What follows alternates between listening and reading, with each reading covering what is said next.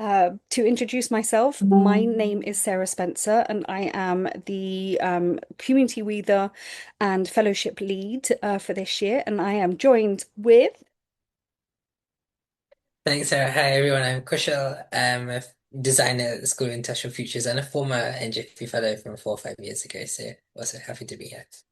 awesome, and Kushal and I are going to take you through history of NGFP and what the 2027 fellowship has in store this year. We're going to hear, the most importantly, from fellows and judges, and then we're going to open the floor to a Q&A. So, yeah, let's do it. And if, for those of you just joining, welcome. Thank you so much. And introduce yourselves in the chat box, please. Let us know where in the world you're joining from. So, I'm sure everybody has read or heard a little bit about NGFP, and hopefully that's why you are here. But I'll just share a few key takeaways to set the scene for today and make sure that we have a good amount of time to hear from our brilliant fellows and judges to tell their stories about why you might want to join the NGFP community. So the NGFP is essentially a global futures focused impact network, which exists to accelerate the transformation and change needed to make our world and that for future generations a fairer, more sustainable, diverse, peaceful, naturally abundant, more equitable place to be. We believe that a key part of this transformation is being led by people like you, everybody in this room. Emerging foresight practitioners, future alert activists, change makers, people using foresight in their community or embodying a futures mindset to envision and shape a better futures. Our support comes in the form of helping fellows to bring their projects and ideas to life and in their development as practitioners. And I'm really glad to see so many of you on this call with us today and hope that you feel free to ask questions both about the process, but also please share with us what it is that's drawn you to NGFP, as we're always curious and love to hear how you've come to this space. I should say that the importance of NGFP is not just about helping individuals, but about addressing systematic inequalities. That means that these incredible people from around the world with remarkable ideas about what the future could be, and more importantly, the energy to make those futures happen. So, there's some important points that I'd like to address around the NGFP Fellowship. But before I get into the funding and eligibility in the FTMs, I just want to explain the difference between becoming a fellow and being a member of the wider sensing network. So the fellows, each year we invite 25 projects per year to join the fellowship. Some are individual people and some are up to teams of 5. And then anyone that applies meets the criteria and goes through the judging process successfully, we invite them to join this sensing network. And currently, Fellows Network is now around 160 people, and the larger sensing network is just over 1,000 people. Here you'll still have access to the WhatsApp community, virtual events, learning sessions, and invitations to join our hub. So it's well worth applying. Last year, we invited just over 200 people to join our sensing network. So there aren't just 25 places in the network, there's 25 places more focused, tailored, but there is an abundance of places in our community. So, up to the funding. So, funding, all 25 fellows and their projects receive a $1,000 starter fund, and they can apply for, at the end of the year journey to apply for the New Horizon Fund, which is at least $10,000.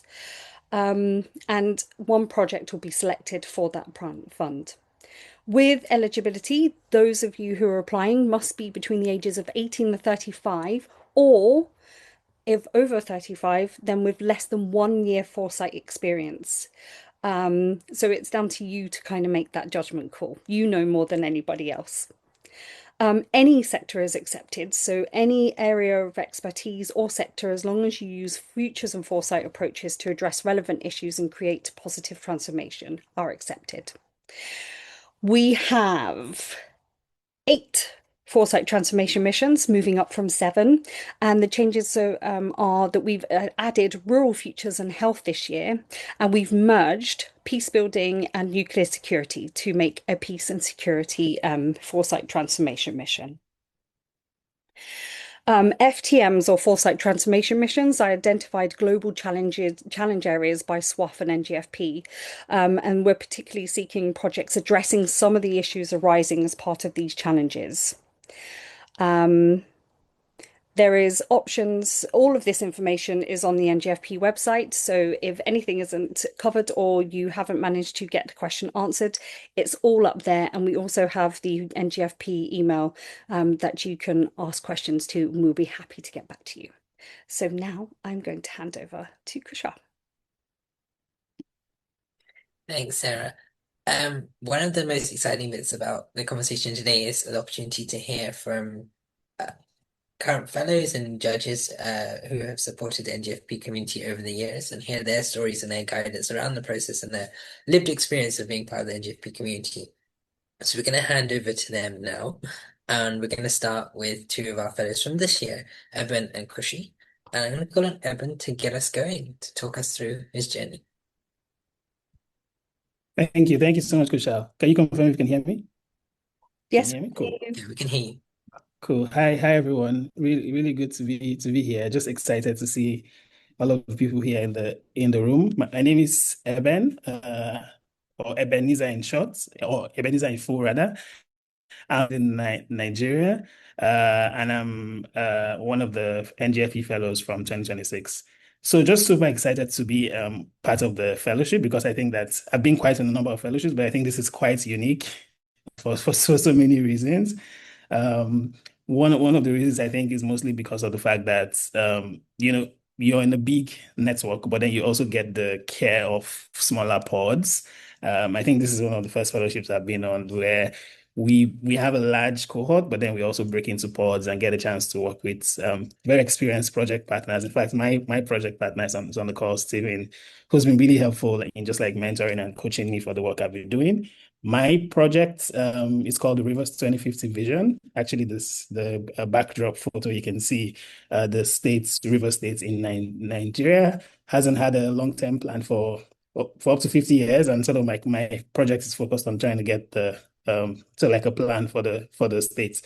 And so that's basically what I've been doing. I think the application process I would say was um I think I took it quite seriously, and I think getting on the fellowship, I found that maybe I took it quite too seriously. It was, just I think just being honest and being real is much more important than trying to sound, really professional or use big words or anything. I think just a real honest project really does matter. I would say leaning to the video as well, the application video. That's a good chance for you to be able to like tell your story and for the judges to be able to see you as well.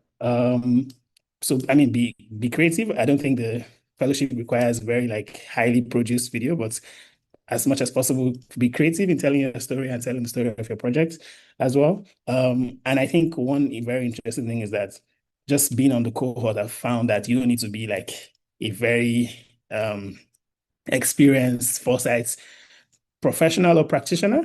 When you get on the program, there's so many learning opportunities. I've been part of a couple of them as well currently, courses that you can take that helps to like build your capacity as well in the futures and foresight space. So yeah, I think I've taken a bit of my time, but yeah, that's just a bit into the into the background of my story. I think thank I'll pass this to Kushi. Yes. Oh, yeah, sure. Hi, everyone. Nice to see you again. I'm Kushi. I'm one of the 2026 fellows along with Eben. So my theme track for this year is emerging technology. Specifically, what I'm focusing on is thinking about how community participation can be done in open access satellite data. So think about how we use GPS, weather climate monitoring, and satellites are kind of everywhere. So how do we essentially use design as a way to get more community participation into these larger systems? When I first applied, I treated the application as a pitch. So I think, like Evan, I treated it so seriously, like I had to get everything down right, as if I was like, pitching to like a huge board. But I think one of the things that I also learned from like talking to other like cohort members was everything that we kind of did was we didn't really polish our ideas fully when we were submitting the application, because we all had like a genuine line of inquiry that we wanted to pursue. So it kind of came through the entire application process. It's honestly been like a wonderful few months, because what I set up for myself when I first applied, and I have come to actually pursue all of those super ambitious things through the support of the network. So it's been really wonderful.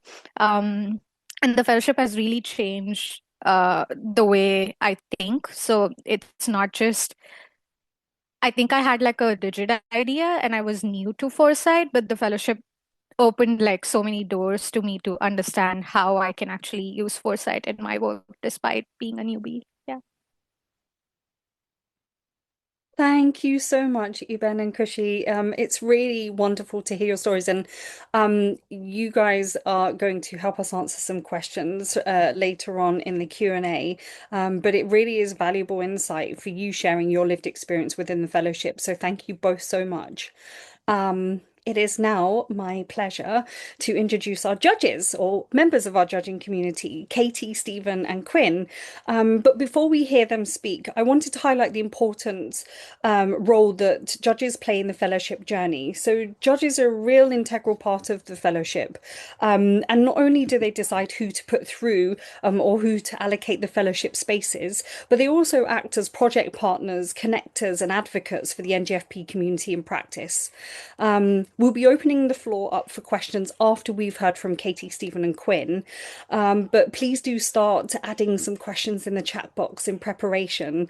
So without further ado, I'd like to invite Katie, if you could share some insights around the fellowship from a judge's perspective. Absolutely, Sarah. Thank you very much for that warm welcome. Hi, everybody. Lovely to meet you. I'm Katie. So I'm part of a big global community called Business Fights Poverty, and we really focus on social impact professionals. So the futures work that Swafdu and Sarah is leading is very much kind of a part of what I do. I am, as a judge, not a futures expert, but I do work day in, day out with looking at how do we solve big social and environmental problems. So I think that's sort of, I've got sort of 3 or 4 points, and then I will hand beautifully over to people who are far more qualified than me. But the kind of 2 or 3 points that I really want to hammer home. One is your judges haven't necessarily got they're not pure futurists. So don't get worried or bogged down by the fact that you might not have got that kind of, huge PhD in whatever. That's not what we're looking for. We're looking for somebody who's deeply caring and focused and wants to get involved, but that doesn't mean you need to be the complete package. So that's sort of point number 1. The second piece is that we look at lots and lots of applications, and actually for me the applications have to therefore stand out. There has to be something in you that you deeply care about, that you want to work on and are passionate, and that you're going to need that fellowship, that support to pull everything together to let you springboard and take it forward. And so there's something about your commitment, but also about really focusing and finding a way to stand out. And the third piece for me, which is appropriate for sort of backs up those last couple of pieces, is that as Gen AI is taking over, what we can tell as judges is quite often where something has been, an application has been run through Gen AI and it's there. Now, actually, Gen AI is really useful if you are trying to put your application in and English is not your first language and you need that sort of tidying up and you want to use it. I'm not saying don't use it.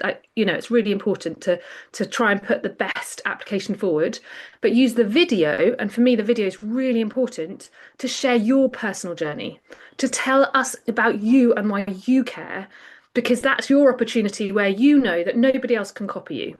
Nobody else can run it through a mill. You can stand out. So those are my kind of 3 things.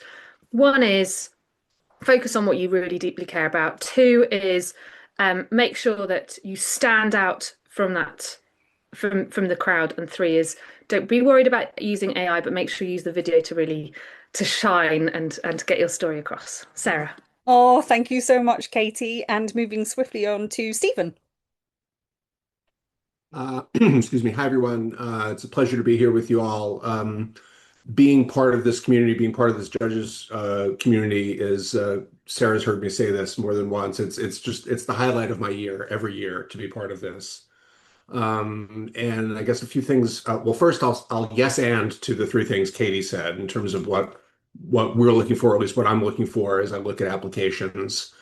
The video in particular, I know some judges look at the video after reading the application. Some watch the video first. I always watch the video first, for exactly the reason Katie said. I want to look into your passion and your commitment and the fire you have in yourself about this work.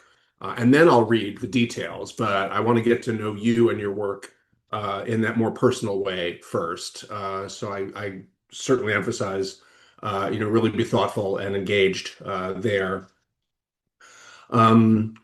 Another thing is something I'm really looking for is what do you believe the long-term impact of your work is going to be, and what do you believe the change can be as a result of your work? And I say the word can rather than will very, very intentionally because foresight is not, we can't predict the future. So you can't say what the impact will be, but what do you believe it can be? And what do you believe the change can be? Be very, very clear and as vivid as you can about that. That's something that, again, to Katie's point, what makes it stand out for me? That's one of the things that really makes it stand out for me. Much more so than the details of the how-to of how you're going to do your work, because that will evolve also in the course of your time in the community. And I guess the third thing I'd share is this may sound kind of like a process point, but I find it important. Answer the questions because the questions are different from one another, and they're trying to get different kinds of insights into you as a person, into your work, into your project.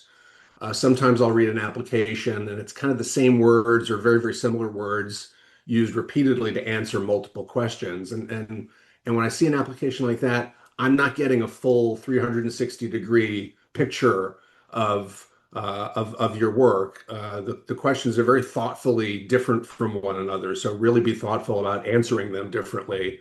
That'll help us in the judges community really get that full picture of you and your work. I'll stop there. Cool. Thank you so much, Stephen. And over to Quinn. All right. Thanks, Sarah. Hi, everyone. It's so nice to see all these people, interested people, and past participants and judges, and it's such a great network here. So just quickly by way of background, I've been working as a professional futurist in the foresight space for a little over 10 years now.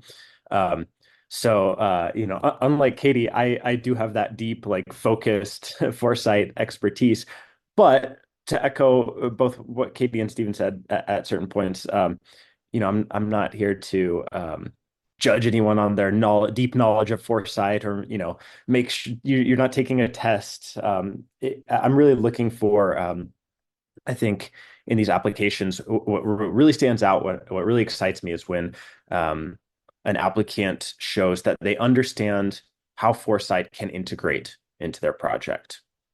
So that there's some potential there. Stephen said, you're looking for this potential, like you can scale up, you're ready to ignite, and foresight is that spark that you need to ignite your project. Those are the ones that really stand out and are exciting. And I think on the flip side of that, it's hard to get on board with a project that it's clear the applicant doesn't really understand what foresight is. So I want to be nuanced there. You don't need to be an expert on foresight. You don't need to know every single thing there is to know, but it's heartening and it's exciting when an applicant has clearly gone out and done a little research on their own. They understand the broader sweeps of foresight. They understand some of the different ways that it can be applied. They might have seen how past participants or people outside of this program have applied foresight successfully. And they have that vision of, okay, I have this exciting thing that I'm doing, and I just need some community, some education, some spark from foresight to really take off. I'll also echo, I think, what Eben was saying earlier of, you don't need this to be like a really formal, wordy, sort of cold process, right? It helps a lot when you can see that passion come through from the person, and that can be informal. That can be a bit more casual. I would much rather see someone who's excited and talking, almost as if they're talking with a friend about how excited they are about this project, rather than someone who's using a lot of jargon or is using a lot of terminology that feels really sterile. Um, there are so many good projects out there. There's so many good applications, and like Katie said, it's sometimes it's hard to filter through all of those.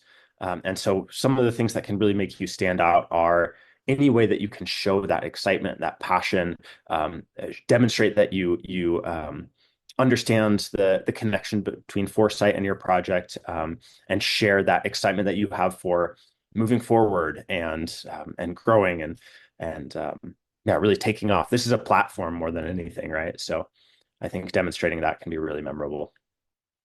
Thank you so much. It's so wonderful to hear from everybody. And just to reiterate that we are looking for people and projects that are committed to community and network building, that have a brave, pioneering futures foresight focused project idea for lasting change at the systems level in their community or globally, and can benefit from a futures foresight. Can benefit from Futures of Foresight, a project that will be enhanced, scaled, impact deepened by using Futures of Foresight methods. That's the kind of thing that we're really looking for. And you can be and apply from anywhere in the world with any sector focus, but we're primarily targeting those anchored in the global south, but anybody can apply. So yes, now is the time to listen to your voices and hear your questions. And you have myself and Kushal, but also Stephen, Quinn, Katie, Iben, and Kushi at your service to answer all the questions that you have in the time that we have. So please just unmute and ask. And if you're unable to speak or use audio, please put it in the chat box and we will respond there too.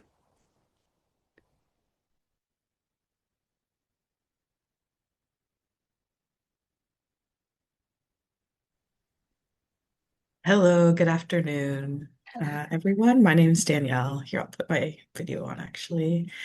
I just wanted to ask, hi there.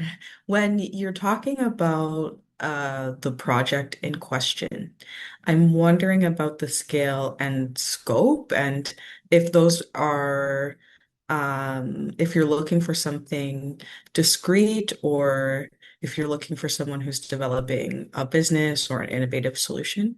Yeah, thank you.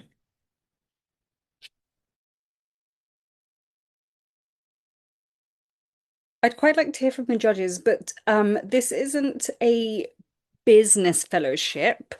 This is something that can develop an idea, or so for the scope, it can be anything. It could be an idea that you have a personal project outside of work. Can be something that you're working in a professional capacity.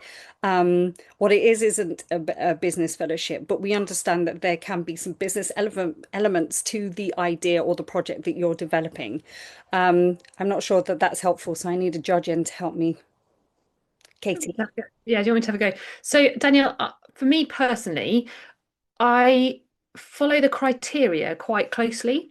So the judging criteria that's laid out and it's shared. And so I try my hard. I'm not trying to trick anybody. Do you know what I mean? Like I don't want to sort of go off on a tangent. So that's one thing. And I think the second piece is that I personally can tell quite quickly where somebody just wants the money for their own project and not the foresights, and it's not about them. Whereas for me, it's much more about you and your passion and how this is going to take you forward as a fellowship, and the project is your kind of bringing to life of that passion and that you personally. So I last year we put forward people who were doing quite simple projects and some people who were doing really out there big wild projects. So it was a really varied piece that in the group that I was working in. Quinn, Steve, do you want to add? Yeah, I'll say I'll just reinforce the pattern that Katie started there. We see a wide array. So everything from like an individual sort of personal projects that's going on the side of someone's main work, all the way up to big things that are integrated into integrated into existing projects that maybe already have funding from elsewhere. They already have momentum from elsewhere. And that's not the distinguishing feature on my end, at least. The critical component there is still, is Foresight the right fit for this? Is Foresight the missing element that is really going to help this project, move to the next stage? Yeah, nothing to add to all of that. Right on. Thank you so much. Oluwafemi, you have your hand up. Yeah, I thank you for the opportunity to actually speak. I'm just thinking, actually, I'm working on a project here for Global South, although I am not presently in the Global South, but based on my exposure in my location, I have been nursing a project for some time now, and which is basically looking to enlighten and also to help other Global South youths and graduates, map out a career in the green space or in the green economy. So it's something I've been working on single-handedly. And when I saw this opportunity, it was just something I felt like, okay, yeah, I'm privileged to be in the global north in the United Kingdom where I am. So I would really love to see more people, access global opportunities. Yeah, so I'm really interested, and I just wanted to find out if such kind of projects are in line with the core values of the Future Foresight or something. Yeah, because once I just saw the application, I just penned it down and just saw the key and I said, I was going to just come and ask. So I know how to tailor my applications to fit what the ethos or what the core values are. But that's just the basic idea of what I'm looking at, to get more Global South people access global opportunities in the green economy. Yeah. I don't know if that makes sense. So does that fit into what such the values and what would because I would definitely will be submitting an application soon. I mean, it's a really easy answer, and that's yes. And it doesn't matter if your work is rooted elsewhere in the globe and you happen to be in the UK, but your work is prominent elsewhere. That's absolutely fine and fits totally into the criteria of the fellowship. All right, thank you then. I'll be looking forward to submitting an application. Yeah. Looking forward to seeing it.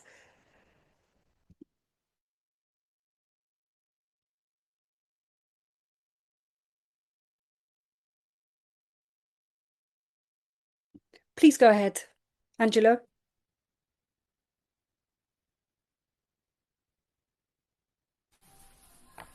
Hello.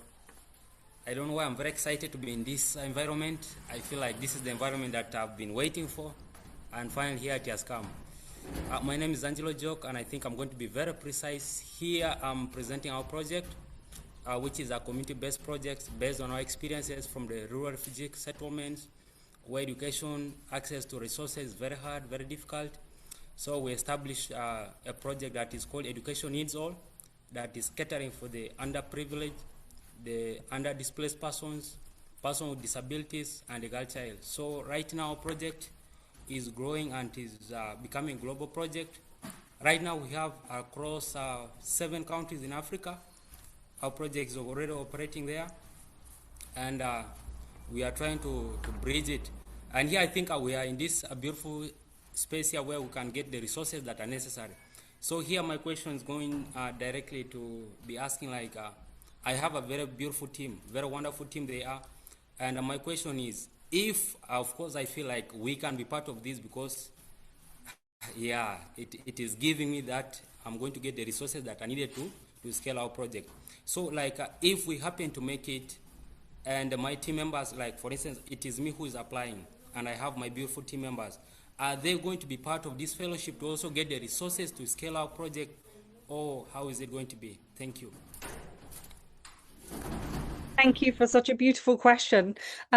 Yes, so team members or teams are accepted up to a maximum of five, and we do have a main applicant.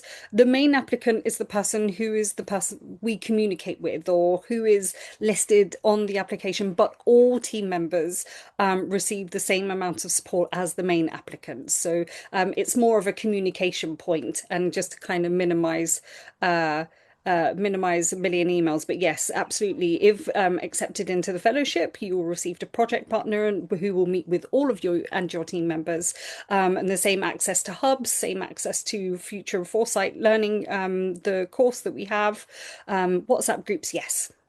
Stephen, you can add.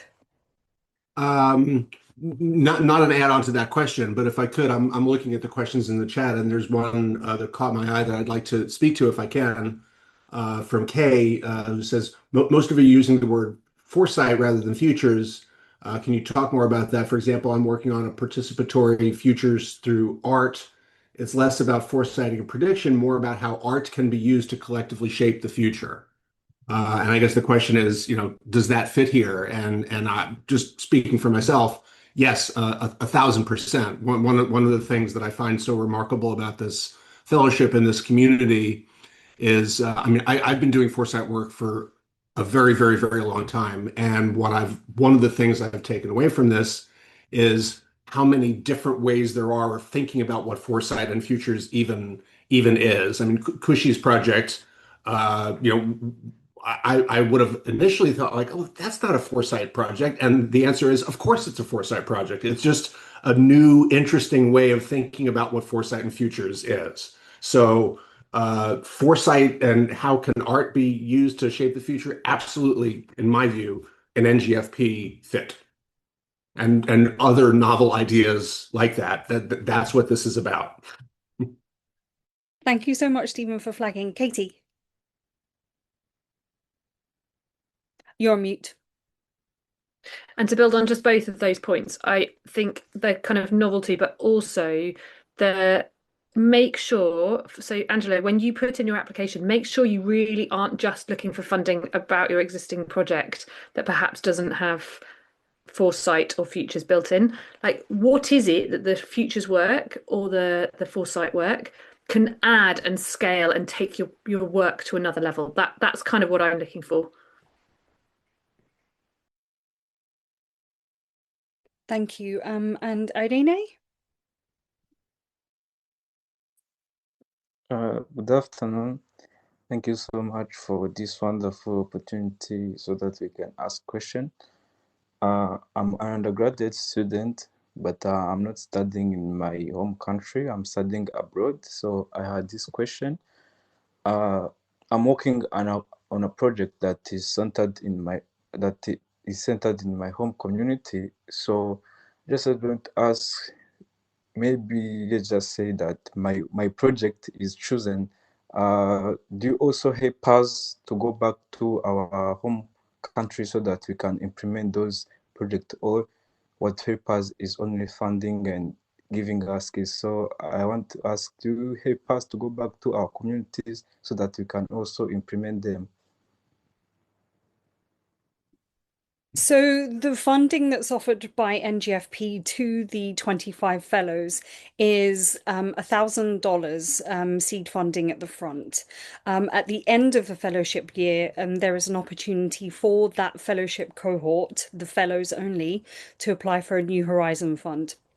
Those are the 2 points of funding.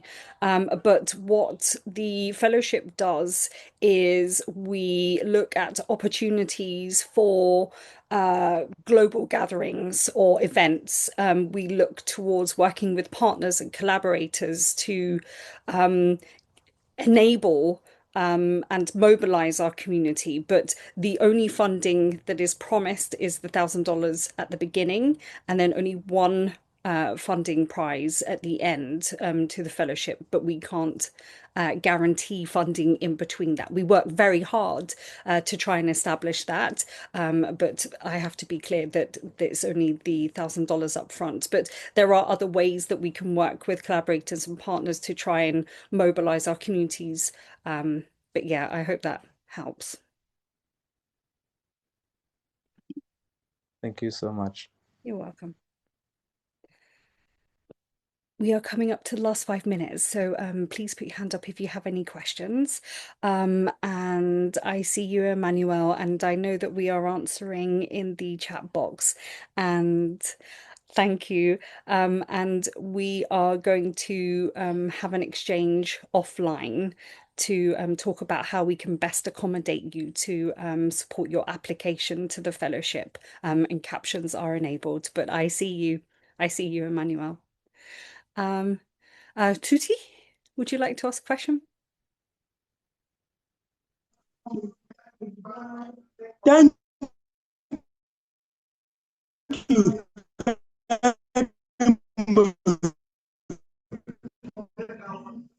Thank you.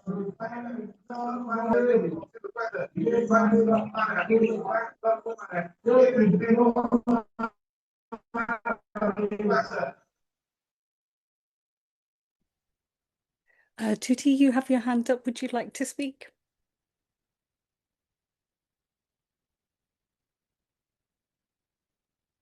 Yeah, you're mute, Tuti. I think Tuti is speaking.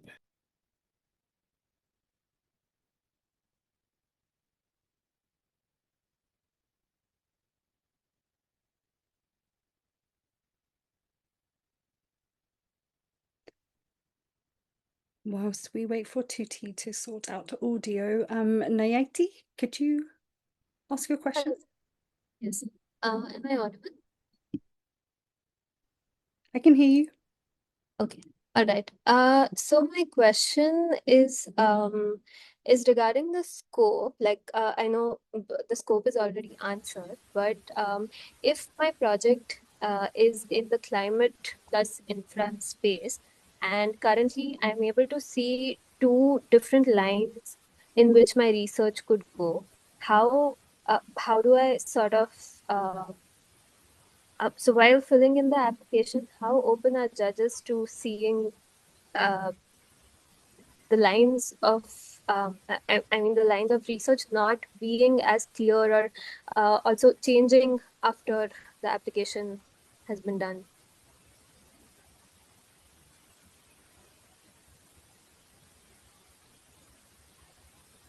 I don't know if one of the judges wants to start, and then I can talk about what happens in that scenario within the fellowship.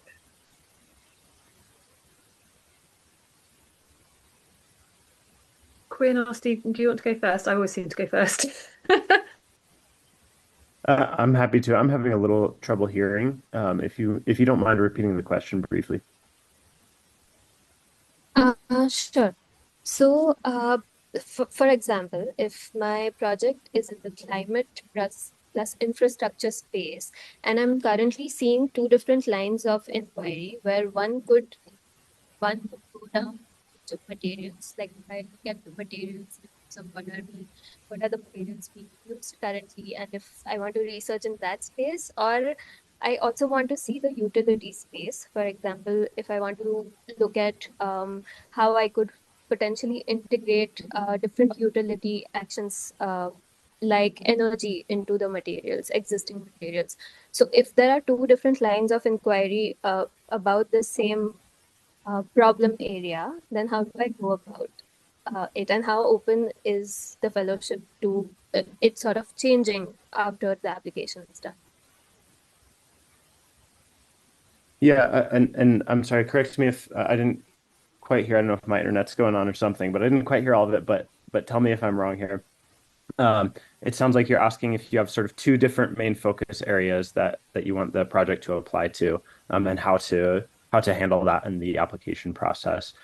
And from my end, Sarah or Kushal may have a different idea procedurally, but as a judge, it can be quite interesting to see that your project is sort of moving between different focus areas, as long as there's some clarity around it, as long as it's clear that there's a sort of intentional direction there, that you're moving towards something and you're not just sort of throwing everything at the wall and seeing what sticks. Then I have seen applications that certainly bridge different focus areas, and do that in an elegant way. So I would encourage you. I hope that's useful. I would encourage you to still, think about absolutely applying and absolutely putting your best project forward and not letting that hold you back, but still being very clear about, this is how we're working in this area. This is how we're working in this area. Here are some ways that those, interweave with each other, and can be impacted by each other. Stephen, I see your hand up. I don't know if you had a different thought on Katie as well. Not a different thought. I mean, I agree very much with what Quinn said. What I'd add to that is I've worked as a project partner with a couple of people in prior cohort years, and I have seen their project, even after getting the fellowship, seen the project evolve and change over time, and that's great. Like, you can't predict at the front end exactly how it will go, but if you have that clarity of thought about what you're trying to accomplish and think could be the right path, and then it changes. That's again, that this is a space. NGFP is a space where that's very welcomed. And just to absolutely agree with my cohort here, and I saw Manas, you also put the same question, funny enough, into the chat too, which is definitely, I appreciate there's so much intersection now, and in my world, in my work, actually that's where the really exciting work is happening. So lean into it, but I completely agree that with Quinn and Stephen, which is the why. Get the why really right. You're not just doing it because it's like all the buzzwords. It's like, really, this is why we're doing it. Sarah, you get the technical bit. No, I think you guys have covered it. It's absolutely, we understand projects evolve and there are different directions that one go through. So they are all supported. It's your journey that's supported, and what the outcome is, something beautiful that is to be discovered, if yet, emerge. We are coming up to the last couple of minutes. Tuti, I just wonder if your audio is now working. Would you like to try and ask your question?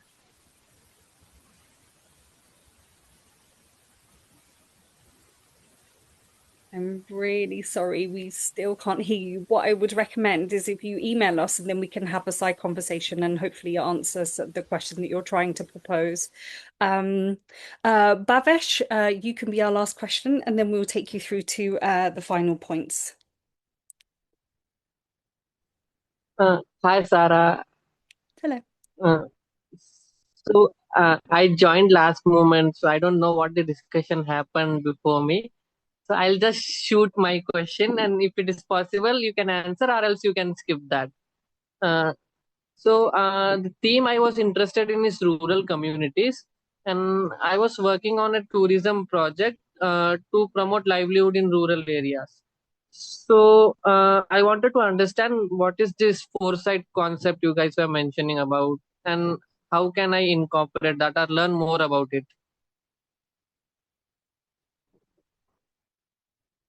I can jump in on this one. So what is the foresight component? So most broadly, when we say foresight or futures or strategic foresight or any of that terminology, it's talking about the practice. They're all sort of different words for the same practice of thinking strategically about the long-term future. And there are many different methodologies, many different tools, many different philosophies around that. And I definitely encourage you as a potential applicant to go out and do some research and see what's out there, see how people have done that in different ways before. There's many different fascinating and varied aspects of that practice. But at the highest level, it's saying, how do we make sense of the future? How do we understand some of the big forces of change that are happening? And how do we anticipate and prepare for those? But also, how do we try and change those or shape those and shape the future in that way?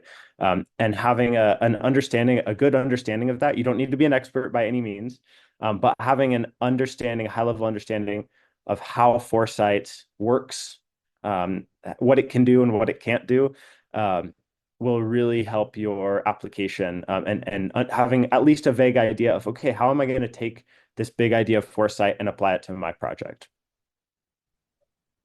Sure, I'll work on my research more. Thank you.